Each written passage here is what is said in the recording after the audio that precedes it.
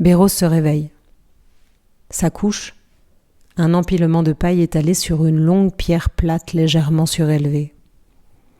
Il observe l'ombre projetée sur le mur. Nous sommes en Chaldée, Irak actuel, à la périphérie de Babylone, en l'an 300 avant Jésus-Christ. L'ombre, par sa forme, lui rappelle une silhouette, celle de la femme aux yeux verts, une errante rencontrée la veille aux aurores, près du point d'eau. C'est ce jour-là que Béros invente le scafé, qui signifie barque, constitué d'une demi-sphère creuse avec un gnomon, une tige, placée en son centre et dont l'ombre portée par la lumière solaire indique l'heure. Avec cette invention, l'astronome chaldéen se met à tout jamais à l'abri de la ringardise, car son scafé anticipe déjà nos montres actuelles, sphériques, avec des aiguilles en leur centre. Son cadran solaire sera à la fois un compteur de jours, un compteur de temps. Un instrument simple et silencieux qui se contente de lumière et d'ombre. Tout ce qu'il nous faut pour une bonne prise de vue. Poussés par le vent, des buissons roulent sur le sable dans un nuage de poussière. Béros se retourne et d'un air sérieux, presque solennel, il me demande « T'es qui, toi ?» Qu'est-ce que je disais ?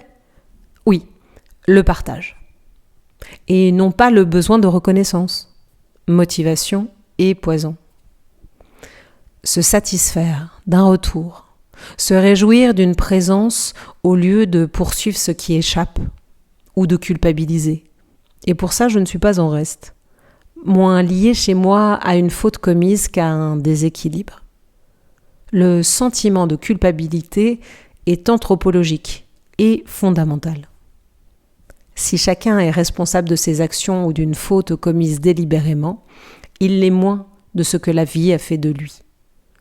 Plus on se veut sans fausse note, plus ce sentiment tourmente. Foutu bazar. Le supprimer ? Peu possible.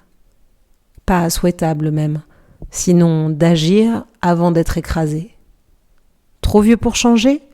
Pas forcément. On évolue par fines tranches translucides. Mieux vaut ça que la léthargie du dépassé. Ou les simulacres du résigné morfondu qui, rond comme une queue de pelle, se met à imiter un lutteur de sumo avant combat. Ce rite tragicomique qui consiste à bouger latéralement, à lever la jambe, à claquer les mains sur les cuisses. Il n'est jamais trop tard pour être dans l'âme un sumo sur brin d'herbe. Persister ou quitter ? Soyons moins binaires. Tant d'autres ne se privent pas du porte-voix. Éplucheur de certitude, fausseté, roucoulement de rotule d'un côté, acide cynique de l'autre. Ce dernier s'empoisonnera en se mordant la langue.